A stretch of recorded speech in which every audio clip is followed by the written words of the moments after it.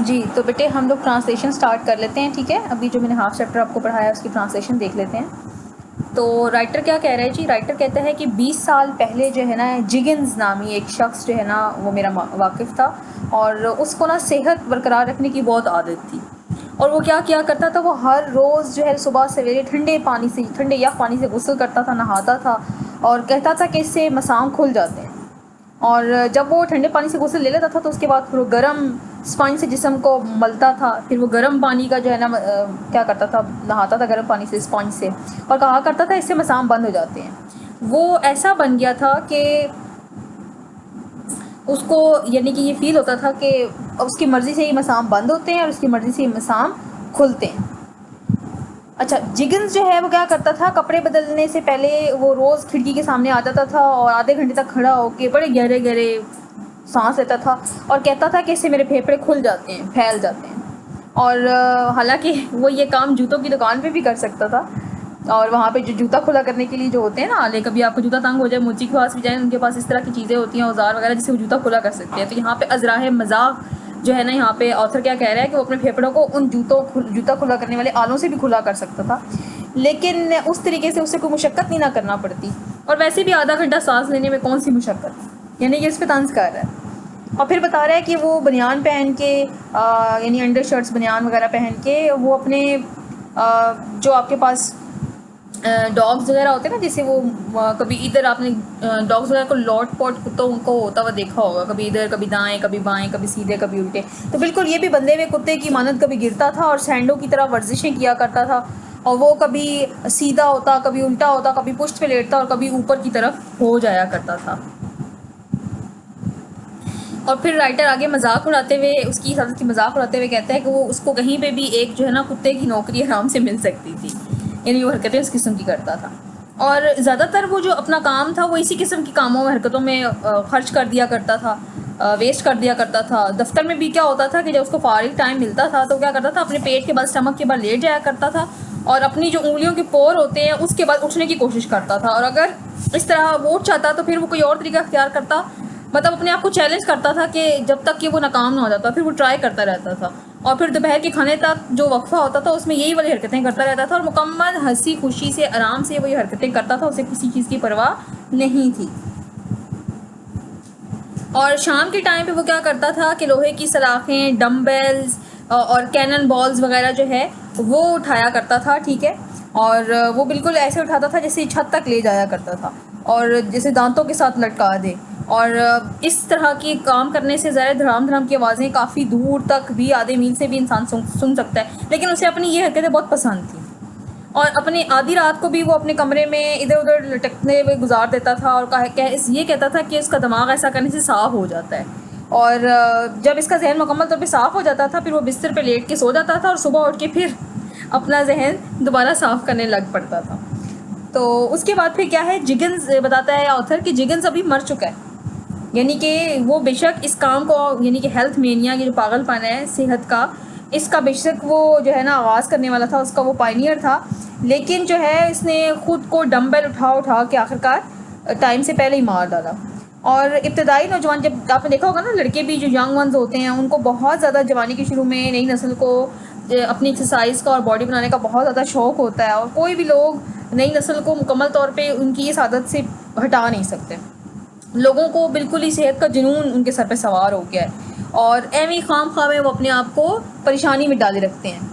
वो ऐसे नामुमकिन हालात में उठते हैं, बेदार होते हैं और अहमकाना हद तक छोटे शॉर्ट्स कपड़े पहनते हैं और उसके बाद क्या करते हैं जी, जॉगिंग करना शुरू हो जाते हैं, एक्सरसाइज करना शुरू हो जाते हैं, ठीक है, सुबह सवेरे। और इनकी बाहर जाते हैं और नाश्ते से पहले तवील तवील दौड़ें लगाते हैं, मैराथन वगैरह में हिस्सा लेते हैं, ठीक है। और शबनम घास के ऊपर चलते हैं ताकि शबनम उनके पाँव पर जो है ना वो आए, और आपको पता है ना कि शबनम के फ़ायदे, मतलब वो हेल्थ कॉन्शियस है बहुत ज़्यादा। और ओजोन गैस की तलाश में रहते हैं हर वक्त, और पेप्सिन की फ़िक्र में रहते हैं। पेप्सिन जो है स्टमक के अंदर एक जूस होता है, ठीक है, जो खाना हज़म करने में हेल्प करता है। इसके अलावा उनको खाने की बहुत फ़िक्र होती है कि क्या खाएं क्या ना खाएं, उनको हर वक्त इस चीज़ की टेंशन रहती है। वो गोश्त इसलिए नहीं खाते कि इसमें बहुत ज़्यादा नाइट्रोजन होती है जी, और फ्रूट्स वो इस वजह से नहीं खाते कि इसमें नाइट्रोजन नहीं होती, अब वो खाएं क्या। और इसके अलावा और भी बहुत सारी चीज़ों का यहाँ पर उन्होंने जिक्र किया है कि इन चीज़ों को वो नहीं खाते, उनको परेशानी होती है। और जिसके अंदर आप वो डोनट्स नहीं खाते, ठीक है, वो आपके पास नीला फल जो है आपके पास यहाँ पे जिसका हकलबरी ज़िक्र भी किया गया है, ठीक है, उसकी जो आपके पास पाए होते हैं, जब ये आपके स्क्रीन पे नज़र भी आ रही है, हकलबरी पाए भी वो नहीं खाते, ठीक है। इसके अलावा वो डोनट्स नहीं खाते, ठीक है, डोनट्स भी आपको पता है क्या होते हैं। और सार्डाइन फ़िश जो होती है, जो आपको नज़र आ रही है, ठीक है, फिगर में सार्डाइन फ़िश जो है ना, ये भी नहीं खाते वो कैन में से। और डोनट्स वगैरह और ये हकलबरी, ये सारी चीज़ें वो नहीं खाते हैं। और वो क्या करते हैं, वो आम जो आपके पास ऑयस्टर वगैरह लोग खाते हैं वो भी नहीं खाते, ठीक है। और इसके अलावा वो क्या करते हैं कि दूध भी नहीं पीते गिलास में से। और क्या करते हैं जी, अल्कोहल शराब नोशी भी नहीं करते। और जाहिर सी बात है कि ये लोग बेवकूफ़ हैं, बहुत ज़्यादा बुज़दिल हैं। और इस तरीके की तमाम मुसीबतें उठा के फिर भी आखिरकार वो क्या करते हैं, ये तमाम जो मुसीबतें आपको बताई हैं, ये सारी मुसीबतें उठाने के बाद भी एक आम आदमी की तरह उनको कोई आम सी बीमारी लगती है और आखिरकार वो मर जाते हैं। और इस तरह के लोगों का जो है ना, ज़्यादातर बड़ी उम्र तक पहुँचने का कोई चांस नहीं होता, यानी वो लंबी उम्र नहीं जी सकते, क्योंकि ये लोग गलत रास्ते पे होते हैं, ऐसा करके अपने आप को बहुत तकलीफ़ भी देते हैं। और अभी राइटर क्या कह रहा है कि सुनो, अगर तुम चाहते हो कि तुम वाकई बूढ़े हो, यानी बूढ़े होने तक सही हेल्दी लाइफ जियो और एक अजीम शान और बहुत जोशीला और फ़ख्र करने वाला बुढ़ापा चाहते हो, और आखिर में एक थोड़ा सा मजाक का पहलू निकालते हुए, ताकि तुम अपनी यादों से अपने पड़ोसियों को तकलीफ़ में मुब्तला कर सको। तो कहने का मकसद ये है कि यदि आप बहुत ज़्यादा हेल्दी लाइफ, लंबी लाइफ जीना चाहते हैं, तो आप क्या करें, मैं आपको बताता हूँ आप क्या करें। तो बेटे, ये जानने के लिए कि आपको हेल्दी लाइफ गुजारने के लिए क्या करना चाहिए, क्या नहीं करना चाहिए, ये तो बताया है ना ऑथर ने, ठीक है, क्या करना चाहिए और किस चीज़ को अवॉइड करना चाहिए। तो ये अब इंशाल्लाह अगले जो आपको मैं पार्ट पढ़ाऊँगी इस चैप्टर का, उसके अंदर हम स्टडी करेंगे। और ये राइटर का जो है ना एक पॉइंट ऑफ व्यू है इस हवाले से, ठीक है, ये राइटर क्या कहता है इस हवाले से।